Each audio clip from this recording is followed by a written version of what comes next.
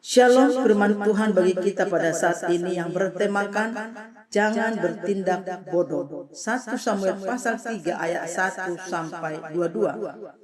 Semua orang ingin dipuji sebagai orang bijak.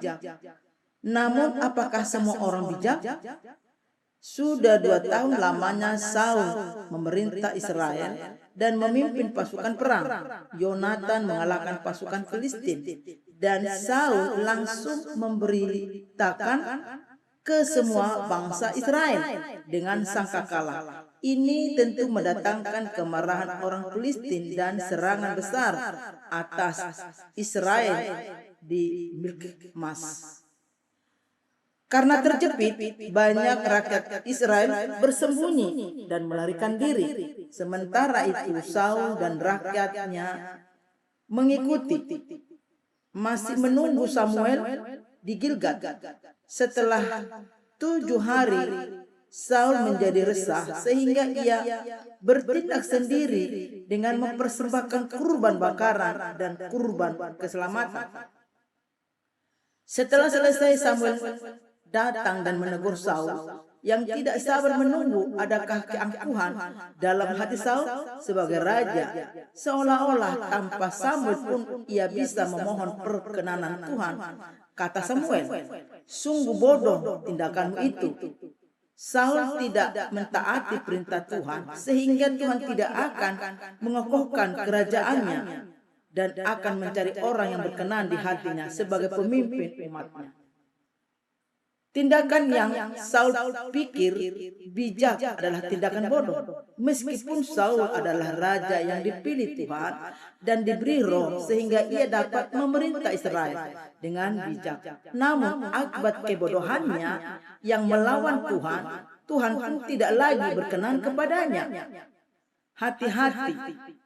Upaya kita untuk bertindak bijak menurut pandangan kita sendiri belum tentu benar di hadapan Tuhan. Bahkan dapat berujung pada tindakan bodoh yang tidak Tuhan perkenankan dan sangat merugikan kita. Akhirnya bukan mengikuti rancangan Tuhan yang benar, kita malah menyimpang dari Tuhan dan memutuskan pengharapan akan masa depan. Sekali-kali janganlah kita menganggap diri kita serba bisa. Sehebat dan sebesar apapun keberhasilan yang kita capai, kita tetaplah manusia yang harus berusaha taat kepada Allah. Dengarkanlah firman-Nya dan jadilah bijak supaya dalam kesempitan sekalipun kita tetap setia kepada Tuhan. Jadi mari kita tetap dengar-dengaran kepada Tuhan, meminta penuntunan kepada Tuhan. Menurut kita, rencana-rancangan keputusan kita itu sudah benar, tetapi belum tentu Tuhan berkehendak semua rencana yang kita rencanakan.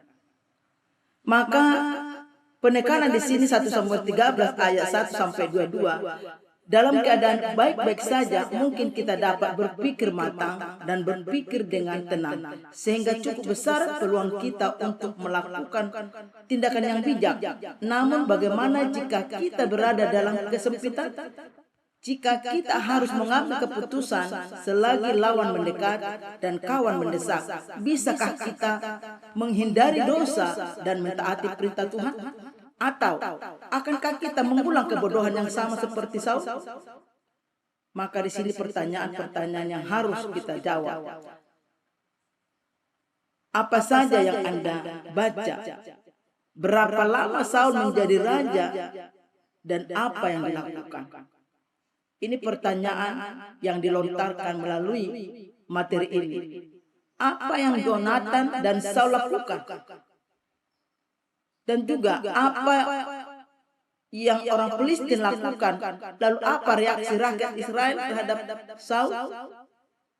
Mengapa Saul menunggu dan apa tindakannya?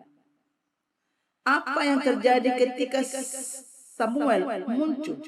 Banyak pertanyaan dalam materi ini. Tetapi mari kita mengulang kembali akan pembacaan firman Tuhan ini supaya pertanyaan-pertanyaan ini dari materi ini kita bisa menjawab dan menjadi satu rema pondasi bagi kita untuk tidak bertindak bodoh.